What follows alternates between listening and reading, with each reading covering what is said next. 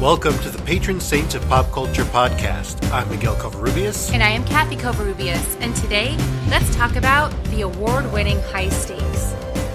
Obviously, spoiler alert, if you have not yet caught High Stakes on any of the streaming platforms that it's out there. I'm just surprised that not many people are actually talking about it. No, it has to be one of the best movies of 2019, by far. I have to say, it's one of the best movies that I've ever seen that has Kevin Bacon in it. It's one of Kevin Bacon's best movies. Exactly. Yeah, I know. I mean, the cast is just incredible. I know. Just the fact that they have so many high-ranking stars just blows my mind. It's A-list all the way. Absolutely. Anyway, so you should go catch it if you can find it, and then come back and listen to our episode if you find it or not. Yeah, I would say it's grade A material. Grade A material. Good Yes. one. Yes, I like it. All right. Time for our summary and review. Yes. All right, do you want to go first or do you want me to go first? Oh, you can go first. Tradition. All right.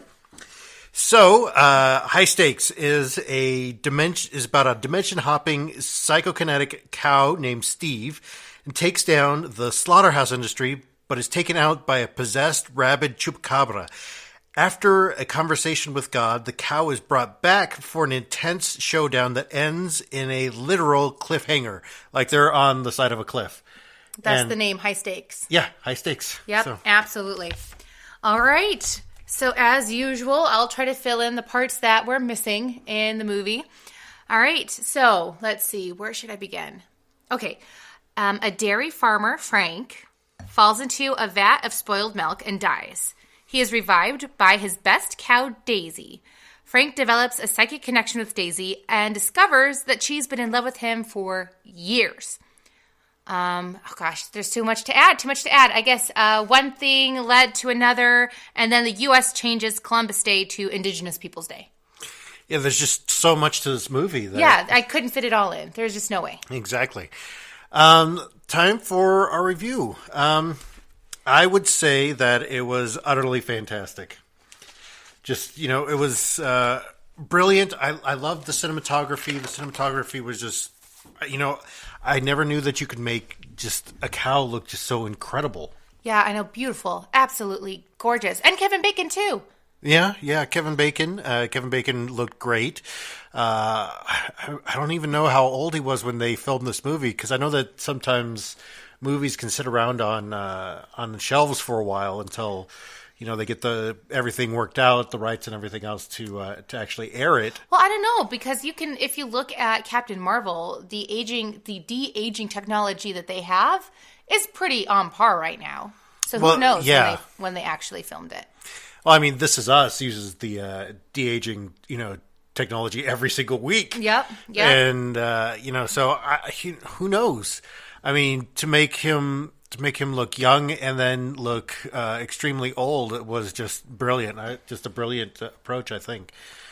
That one scene that I'm not going to give too much away, but that one scene where it's showing kind of the slaughterhouse where Steve comes in, and it's just devastating. Brilliant. Yeah, it's devastating, but it also kind of it really explores that whole why people shouldn't be eating beef, just so on the regular. Like beef is great. It's a good treat, every now and then, to have a nice steak is just a really good thing. But do you really need a huge 20-ounce steak? No, you don't. I mean, like, I think people should, at least limit things so that they're not going through more than a cow a year. But, that one shot just, it was convicting. Yeah, I agree. So my review, I mean, it just brought me to tears in certain moments. I mean, that love story between Daisy and Frank, I just don't think I've seen a love story that compelling in so long. And just the fact that you can tell, the dedication that she had for Frank for all of these years. And here he was just using her for a profit. And little did he know that she was an intelligent being inside all along. Yeah. And I feel like that's a very much parallel with a lot of the feminism movements that have come along. I mean, we've come a long way from when women were seen as literal property. Exactly. You know, and that's exactly what Daisy was here. So, I mean, the parallels were pretty obvious. I'm not going to lie about that. I mean, some of the themes were they didn't hide them. Let's just say that. They were pretty much out there. Well, and I think it plays in very well with the storytelling that we've talked about for season 3, for almost all of the entire podcast of the, like the new storytelling method. It's not hiding an allegory. It's kind of there, but the allegory is also part of it as well. Yep. There's the levels. Absolutely. Layers. Lots of levels, lots of layers. All right. So getting into it. Yeah. So I really want to focus on the scene where Steve meets with God. As I brought that up in my summary, I was really kind of blown away by the bold choice to cast Beyonce as God. It was just bold. It was fantastic. That's one of the scenes that I cried in, to be honest. I mean, she was absolutely gorgeous and just breathtaking, but so powerful and demanding all at the same time. I wouldn't say demanding. It was more of a Presence, soft presence. Yeah. It was commanding, but not demanding. Sorry. Yes, you're right. It was commanding. Yep. Yeah. I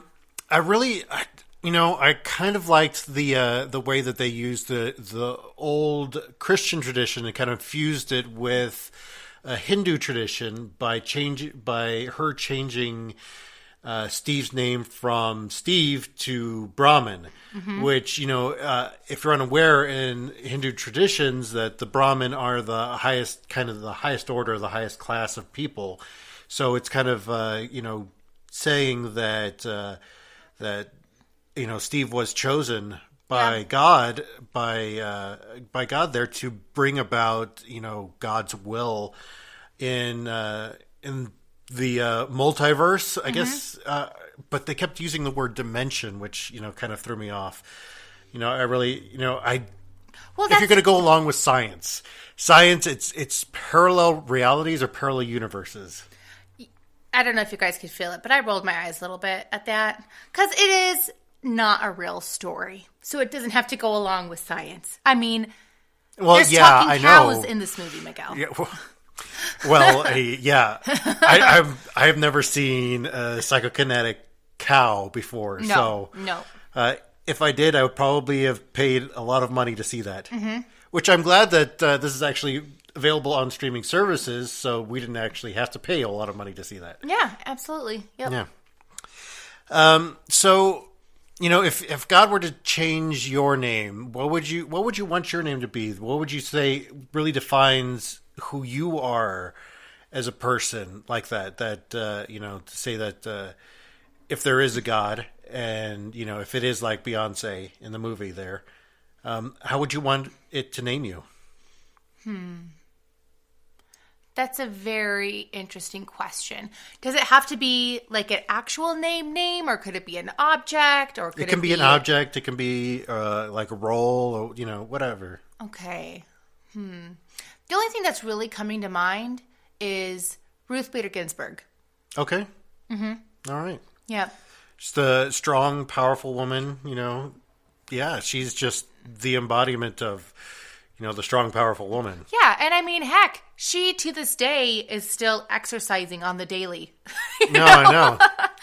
When she was in the hospital recently, it was just kind of like, whoa. Well, and I think that kind of, especially women my age, like we didn't really understand the importance of who she was until Trump came to presidency, unfortunately.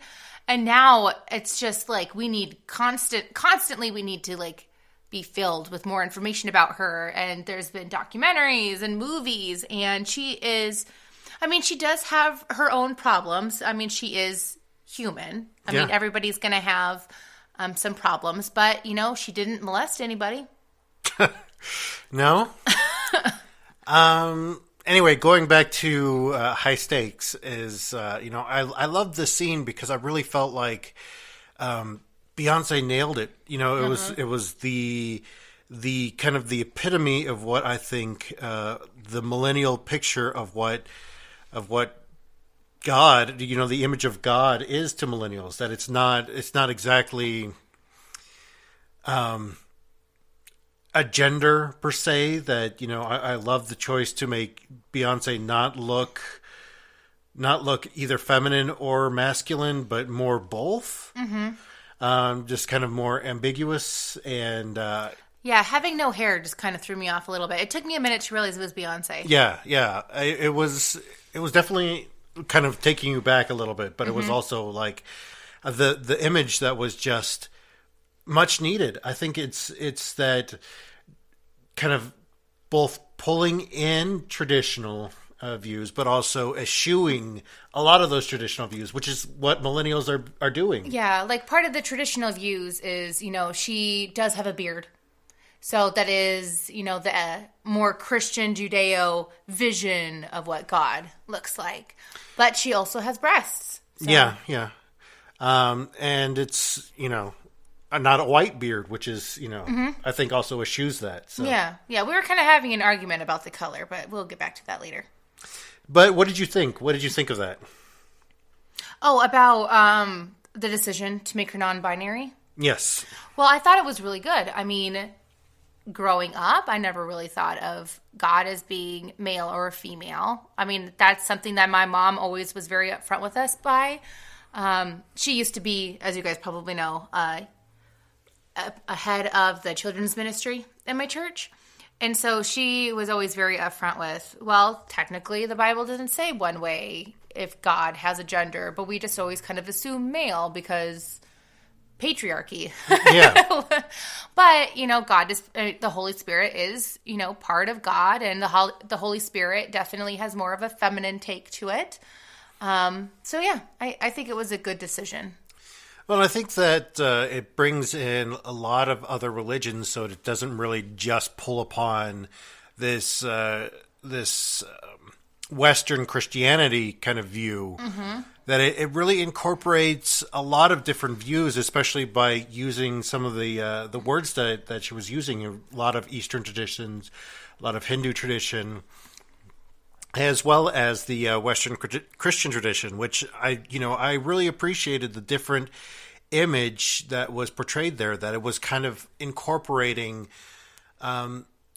different perspectives on this being that we call God, which is fantastic because it goes right along with what I'm going to continue to say she, because I like well, it's Beyonce. Yeah, a feminine image of God. But I think that she that, like, especially what she was saying to Steve was that you can't let your grief take you over. That your grief happened to you. These things happen to you, that it doesn't really, that until you can incorporate it, until you can, make it a part of you, that it's not going to exactly, it's going to continue to control you. Yep. I'm horribly paraphrasing. I mean, the wording was just brilliant. But well, yeah, no, you got to go back and you have to watch that specific scene at least 5 times before you can really grasp the deep meaning that Beyonce is trying to push through. Well, yeah, and each shot, since they shot it in several different views, through a couple of different lenses, each of those shots was, incorporating the different stages of grief.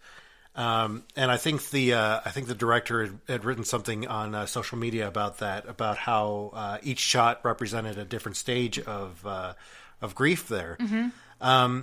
What did you think of the different cinematography, like switching? Did that confuse you a little bit, or was it more of a... Well, I think I picked up on it a little bit, since it is kind of a common thing in different TV shows and movies that we've watched recently. And it was really prevalent when the colors changed. Yeah. Like because the specific lighting would change. Well, of course, like red with anger and yeah. And then more of a darker gray. There was purple. There was almost a magenta as well too. But it definitely hit the spot, and it definitely made you think and kind of realize what was going on. Where there's some directors and cinematographers that would do something that you're just like, why? And this did not leave me asking that question, why they did it. Yeah, there was definitely a lot of that, just kind of letting go of your traditional views, but also incorporating those traditional views into a much larger picture of something, of whatever it is. And I think this plays in so well with that, with finding a new identity and finding who you are. Especially with us millennials. Exactly. And so I think that, it was perfect for a podcast because this is what we talk about all the time, pretty much. Yep. I mean, we kind of talk about what we know. Yeah. So there you go. Yep. My turn? Yeah. All right. Okay. So, what will you do for love? I mean, again, that love story, I would say it's on par with the first couple of minutes of Up. Oh, If we're going to be honest. Yeah, well, I mean, it has you bawling. It has you gripped, like, from very little said to, devastating in just a few minutes. Absolutely. Yep. Well, and obviously, forbidden love is one of the main themes in High Stakes. I mean, it's kind of put out it's there. High stakes. Yeah, I mean, it's definitely high stakes. So, have you ever felt like you shouldn't be with somebody that you love? Did you ever feel a forbidden love? I felt a lot of unrequited love growing up. I really just wanted to be heard. Mm-hmm. If really boil it down to exactly what I wanted is I just wanted to be heard. Mm-hmm.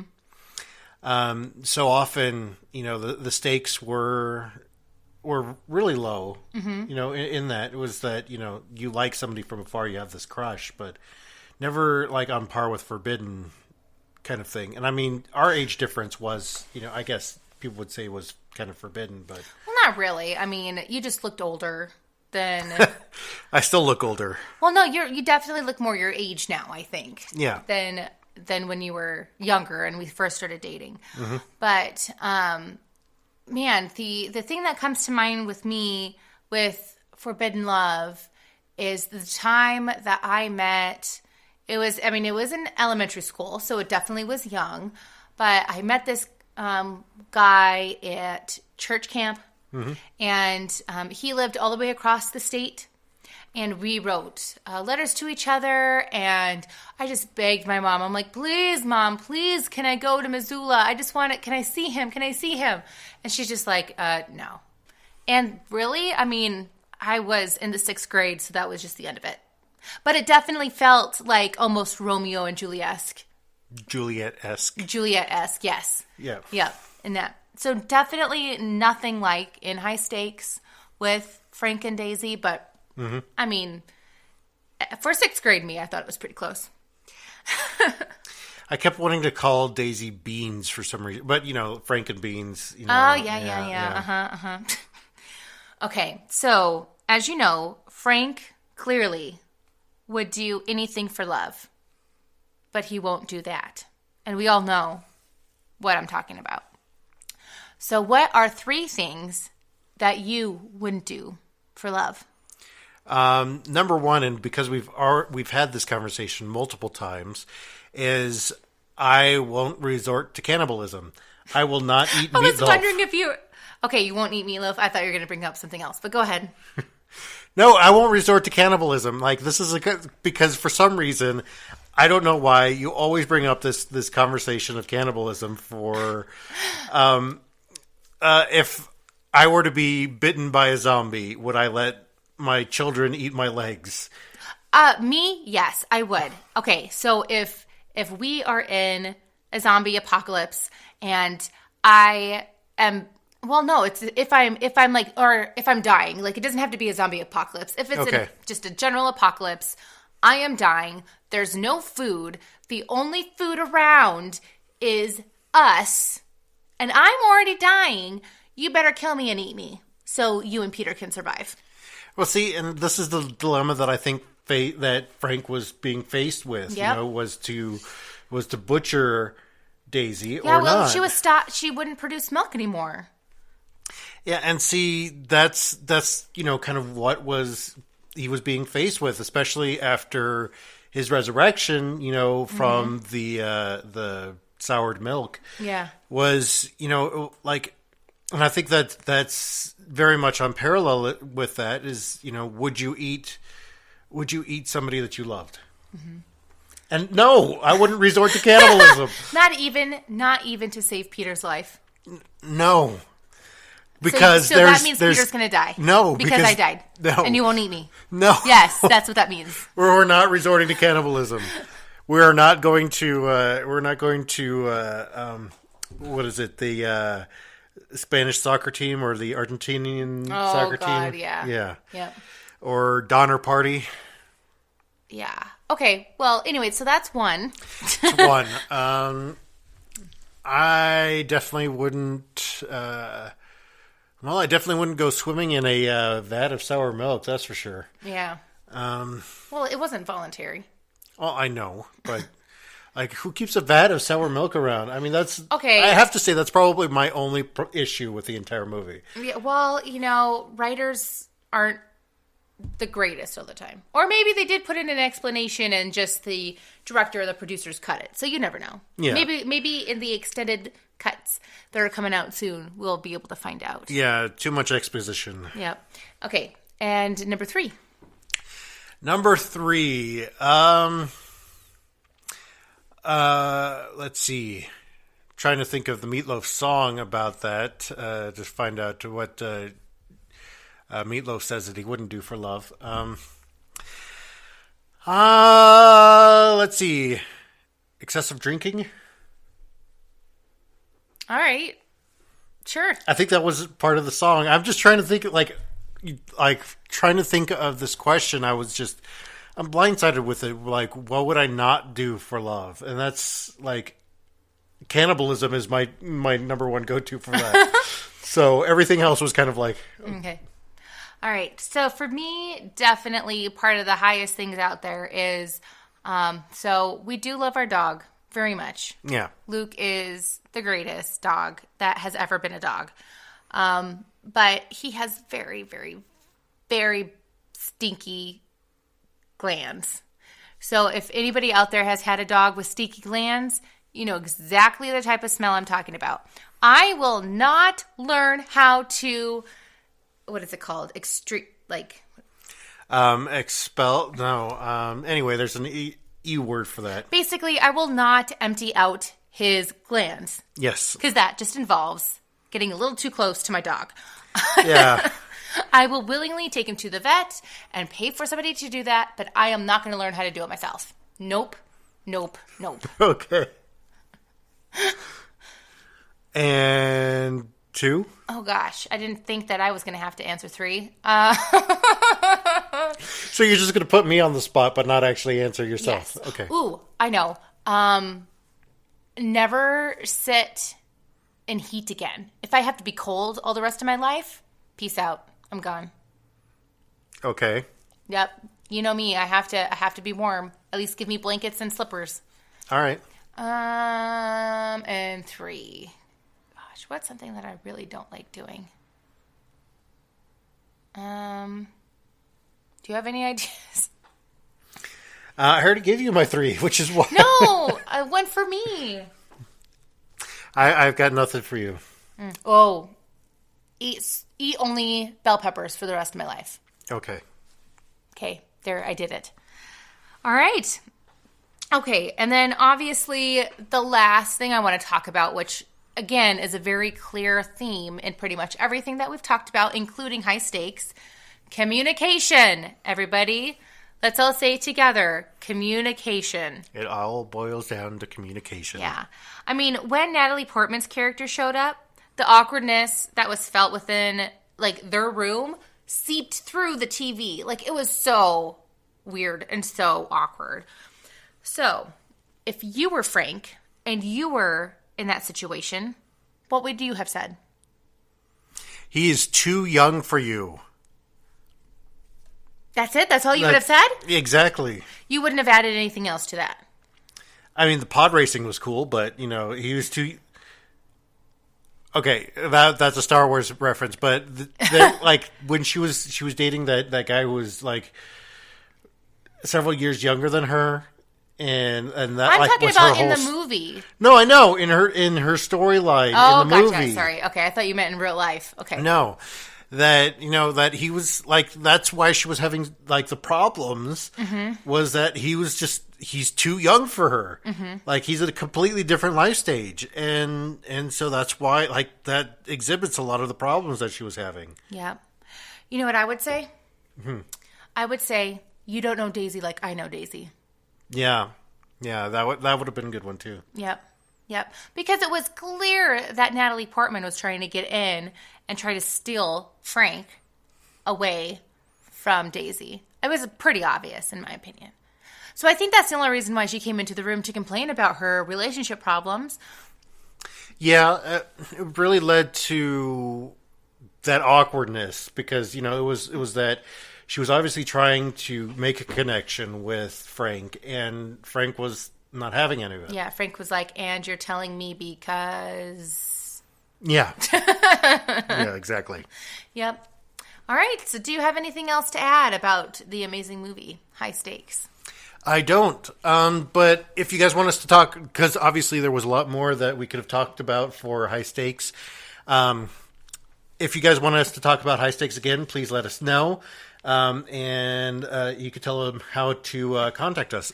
Oh, yes. So you can reach us at... Oh, we changed our Facebook page. So now it will say like at Patron Saints of Pulp Culture, but the actual group is now Patron Saints of Pulp Culture. Patron Saints of So Pulp there's Culture. no more confusion in that. You can also find us at Instagram at Patron Saints of Pulp Culture. And also, too, we still have Twitter at Real Honest Faith. And then finally, we have our website at thehonestfaith.com. Soon we'll be changing that, and we'll make all of these things obsolete. But Patron Saints of Pop Culture, we would love to hear from you about any of these things that we have talked about before, or anything that we will be talking about in the future. We've got a lot of great things coming up. We just finished the second season of the OA. Oh my gosh. It was so good. That's all I gotta say. And with all of this being said, we invite you to have a very safe and happy April Fool's Day. Have a good day. Bye.